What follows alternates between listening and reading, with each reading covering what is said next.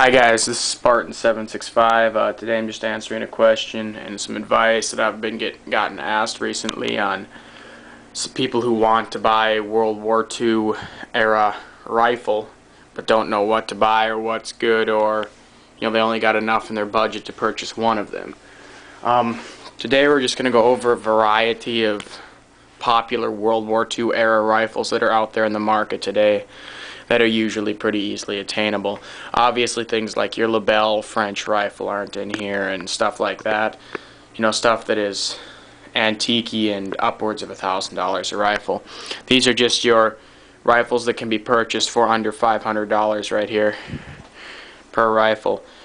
I'm going to go over the advantages and disadvantages of each rifle and have a couple different examples of certain types of rifles. Like here I have two types of Mausers, a Spanish Mauser and a Yugoslavian Mauser. And I also have two examples of a Mosin Nagant, a 9130 and an M44, and there's also an M38 up there, but the M44 and the 38 are pretty similar. The M38 just doesn't have the hinged bayonet.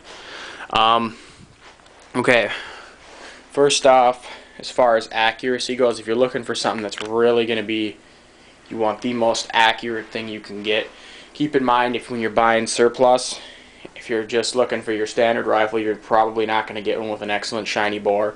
All of these rifles here have excellent shiny bores except for that one, because I only buy guns that have shiny bores, which does take me a while to find ones that do. But as far as accuracy goes, if you have to pick between two rifles you want precisely for accurate shooting, you'd either want to go with the Swiss K31, which is known for its legendary accuracy, or the Enfield No.4 Mk.1, which is also known for its legendary accuracy. The No.4 Mk.1 has a flip-up rear sight, ladder sight that you can adjust the knob up here, going from 200 to, what is it at, 1,300 yards. This one's actually in yards because it's British. And when you flip it down, you also got a quick acquisition combat sight, good to 300 meters, or yards, sorry. This one's in yards. This one also has a 10-round box magazine. It is detachable, but it was only intended to be taken off for like cleaning and stuff. It's fed by two 5-round stripper clips up in the top. Has a free-floated barrel. This one is actually a free-floated barrel. You can move the stock around, the tip of the stock around. It's actually completely free-floated on the Enfield No.4 Mk.1, which helps for its accuracy. It has a 5-groove barrel in it. This one happens to have an excellent perfect barrel. Obviously I don't buy guns that don't have perfect barrels. The next one is, now these two are very closely matched in their accuracy here. This is the Swiss manufactured K31. This one here is known for its legendary accuracy also. There have been people out there, videos on YouTube, and I know a couple people. I've made gotten 10 centimeter groups at 500 meters with this one just using the iron sights, and that is entirely possible. I mean, this rifle is phenomenally accurate, and the sights are amazing on it for tangent sights. There are people out there though on YouTube you see making that can make 1,000 meter shots and hit like a 16-inch steel disc or something it was on YouTube. So this one is also known for its amazing accuracy. My eyes aren't good enough to hit a 16-inch steel disc at 1,000 meters though. Not many people's eyes are. And as far as accuracy goes, if you're looking for a tack driver, either between this one or this one, as far as terms of ease of field stripping and taking apart, you'd have to go with this one here. Out of all of these rifles, the most difficult one to disassemble is the Enfield rifle, mainly because you do need a special tool to take the firing pin out of the bolt. You can't just take it out with a screw, or there's a grub screw here to keep it from twisting out, but you got to have a little, it looks like a T, and you twist it in there and twist the firing pin out. That's a disadvantage to it if you need to field strip it or fix it if you're in battle or something like that. It also is not the easiest rifle to just take down either. There's a lot of, you got a screw here, and if you're taking the trigger apart, there's a couple parts in there. You got to pop out a pin, and there's this, it actually has inside the trigger, instead of an actual spring, it's actually a bar spring that looks like a V, which is kind of neat. It does two purposes, serves for the trigger pull and for the magazine release. But I don't know, and as far as terms of ease of stripping, field stripping, this one would be probably better. But these are both equally as accurate. They're very close to being as accurate as each other.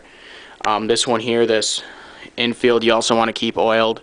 I'm not saying that it's it's irreliable. They are reliable guns. It's just a good idea. The action works a lot smoother on these if you just keep the bolt oiled. You don't need a lot, just a little bit, to keep it from catching. The next rifle down is probably the most popular rifle on the World War II rifle on the market today, and that is the Mosin-Nagant M91. Now you can get these from J&G sales for $70 a rifle. I mean, they're just cheap as hell. I mean, $70. They're all, these were all Arsenal refinished after World War II, because when the Russians went into World War II, they didn't have enough guns for their soldiers, so they decided after World War II they were going to just Arsenal refurbish all of them in case World War III broke out. So a lot of these, 95% of the ones of these you'll see in the market externally are perfect looking. Bores are usually, on these ones here, are usually dark or worn. It's not too often you come across one with an excellent barrel, but this one here is an excellent barrel. I picked this up at a local pawn shop. This one here is actually pretty damn accurate too. I mean, I love this rifle. It has a nice bolt on it. It actually works pretty smooth. But these here, as far as you go, are the cheapest. But if you get one with an excellent barrel, you're going to pay upwards of $170 for one. This one here I bought for $160. That was pre-Obama though. Now they're running on J&G sales for one with an excellent barrel. They're running $170, $160, somewhere in there. So there's an obvious price difference showing how uncommon perfect barrels are in Mosin-Nagants. This is another Mosin-Nagant that was developed later in the war in 1943. This here is the Mosin-Nagant M44. This is the hinged bayonet on it.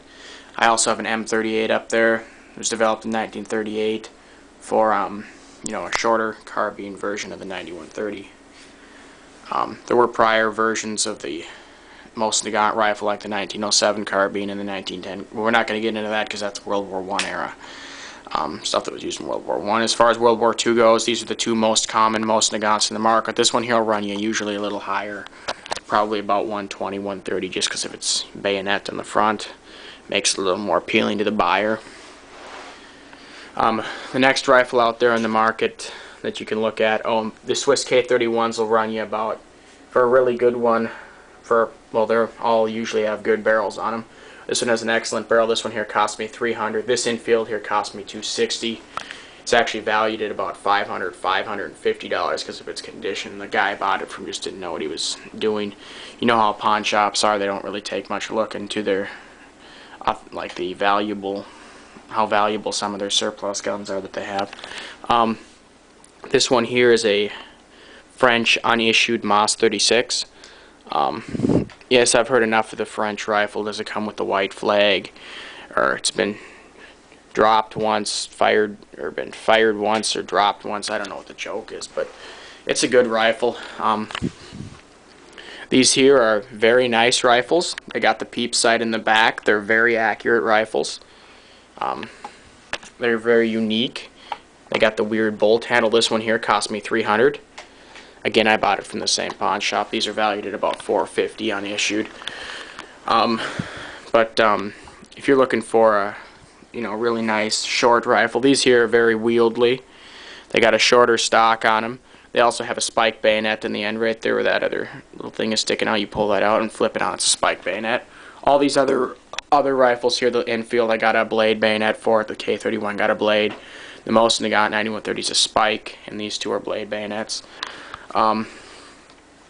But this rifle here, if you're looking for a gun, that has a decent amount of collectability to it and is decently accurate. Out of all of these rifles, I would have to say the least accurate, but all of these rifles here are very accurate, as far as terms of accuracy go for a rifle. The least accurate out of these would probably be the Mosin-Nagant M9130, just because they do not have a two-stage trigger, and the stocks on them are sometimes not the best. This one here is actually pretty accurate, like I said before. This one here is, I'm going to work on. I got to get the accuracy up on a little bit. It gets groupings, about probably this big at 100 meters. Probably a good, I don't know, 15 centimeters at 100 meters, which is pretty bad. I got to get that up. You know, this one I did a trigger job and a bolt